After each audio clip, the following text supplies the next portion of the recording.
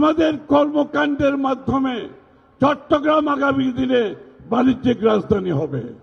গণতন্ত্রের মা দেশনেত্রী বেগম খালেদা জিয়ার পোলো গ্রাউন্ডের জনসভার কথা মনে আছে?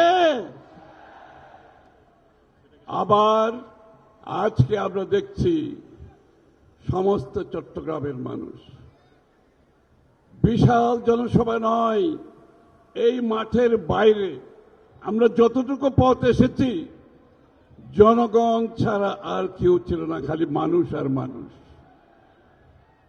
আবার এই চট্টগ্রাম থেকে মানুষের ঢল নয়, চট্টগ্রাম থেকে শুরু হবে ধানের শীষের সুনামি, শুরু হবে চট্টগ্রাম থেকে ইনশাআল্লাহ।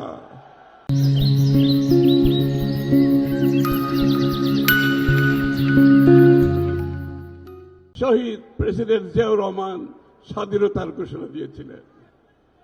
চট্টগ্রামের মানুষের হৃদয়ে শহীদ জিয়া, বেগম খালেদা জিয়া আর এখন গণতন্ত্রের টর্চ বেয়ারার তারেক রহমানের নেতৃত্বে আগামী দিনের ধানের শীষের যে জোয়ার এসেছে, এই জোয়ারে ইনশাআল্লাহ সমস্ত চট্টগ্রামের আমাদের যতগুলো আসন আছে আমরা সবগুলি থেকে জয়ী হব ইনশাআল্লাহ আগামী নির্বাচনে।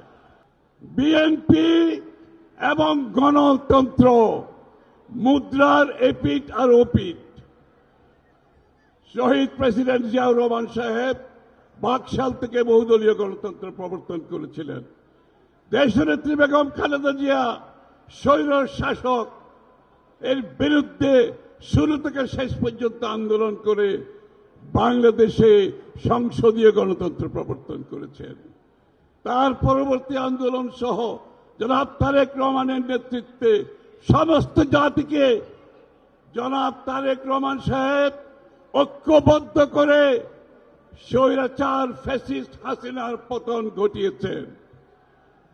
সুতরাং বিএনপি হচ্ছে গণতন্ত্রের টর্চ বেয়ারার।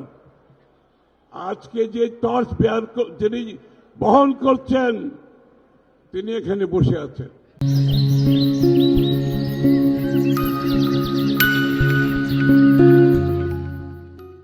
যুবক, তরুণ, কৃষক, শ্রমিক, পেশাজীবী, মহিলা, পুরুষ সর্বস্তরের মানুষের কাছে গণতন্ত্রের স্বাদ যেভাবে পৌঁছে দেবে বিএনপি, অর্থনীতির স্বাদ পৌঁছে দেবে। চট্টগ্রামকে অনেকে বলে বাণিজ্যিক রাজধানী।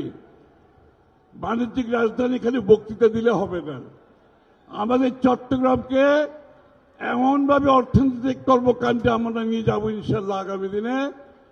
এটাকে বাণিজ্যিক রাজধানী সরকার ঘোষণা করার দরকার নাই, বাণিজ্যিক রাজধানী হবে আমাদের কর্মকাণ্ডের মাধ্যমে। চট্টগ্রাম আগামী দিনে বাণিজ্যিক রাজধানী হবে, এটা কোনো ঘোষণার দরকার নাই। চট্টগ্রামের যে সম্ভাবনা আছে সেই সম্ভাবনাকে পরিপূর্ণভাবে আমরা কাজে লাগিয়ে চট্টগ্রামকে একটি অর্থনৈতিক হাব হিসেবে পরিচিত হবে। এই হাব, এই অর্থনৈতিক জোন, ইকোনমিক জোন, এই হাব শুধু বাংলাদেশের জন্য হবে না, এই হাব হবে পুরো এই অঞ্চলের জন্য। আমাদের পাশে যে দেশগুলো আছে, আমাদের পূর্বে পশ্চিমে, সকলের জন্য চট্টগ্রামকে অর্থনৈতিক হাবে আমরা ইনশাআল্লাহ আগামী দিনে পরিণত করব।